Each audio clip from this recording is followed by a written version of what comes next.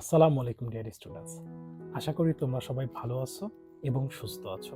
Group ভার্বের 10তম ক্লাসে তোমাদেরকে সবাইকে স্বাগতম এবং শুভেচ্ছা। আজ পডকাস্ট শুরু করার আগে একটা কথা বলে রাখি যে তোমরা এই গ্রুপ ভার্বগুলো অবসর সময়ে শুনবে, খাতায় লিখবে এবং এরপরে কমেন্ট সেকশনে দেওয়া যে প্রশ্ন আছে এটা দিয়ে নিজেকে যাচাই করবে। মাথায় রেখে ওই গ্রুপ ভার্বগুলো আমাদের এসএসসি, এইচএসসি এবং অ্যাডমিশন জীবনে এছাড়াও স্পোকেন ইংলিশের ক্ষেত্রে অনেক বেশি কাজে লাগে। আজকে আমরা 4টা গ্রুপ ভার্ব নিয়ে কথা বলবো। তো প্রথমটি শুরু করি। প্রথমটি ডিল। এই ডিল নিয়ে 2টা গ্রুপ ভার্ব দেখবো আমরা। ডিল ইন শব্দের অর্থ ব্যবহার করা বা carry on business. He deals in rice অর্থাৎ সে চাউলের ব্যবসা করে। ডিল উইথ শব্দের অর্থ বিহেভ ব্যবহার করা। He deals with me very well, সে আমার সাথে অনেক ভালো ব্যবহার করে। এর পরেরটি ড্রাইভ। ড্রাইভ নিয়ে একটি শিখবো আমরা। ড্রাইভ অ্যাওয়ে শব্দের অর্থ টার্ন আউট অর্থাৎ বিতাড়িত করা।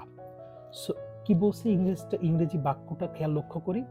হি was driven away from the village অর্থাৎ তাকে এই গ্রাম থেকে বিতাড়িত করা হয়েছিল। এর পরেরটি ফিল ইন।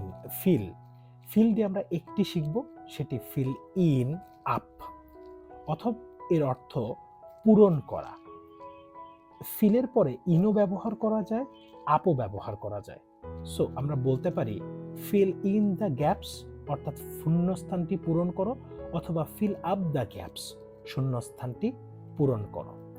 এর পরের শব্দটি ফাইন্ড শব্দের অর্থ খোঁজা। ফাইন্ড আউট শব্দের অর্থ খুঁজে বের করা। ডিটেক্ট অর্থাৎ চিহ্নিত করা। He is always busy to find out his faults অর্থাৎ সে সবসময় নিজের দোষগুলো খুঁজে বের করতে ব্যস্ত থাকে। তো এই ছিল আজকের 4টি গ্রুপ ভার্ব নিয়ে আলোচনা। আশা করি তোমরা এই গ্রুপ ভার্বগুলো শুনবে, লিখবে এবং নিজেকে অবশ্যই পরীক্ষা দিয়ে যাচাই করবে। আজকে এতটুকুই। পরবর্তী পডকাস্ট শোনার জন্য অনুরোধ রইল। ততক্ষণ ভালো থাকো, সুস্থ থাকো।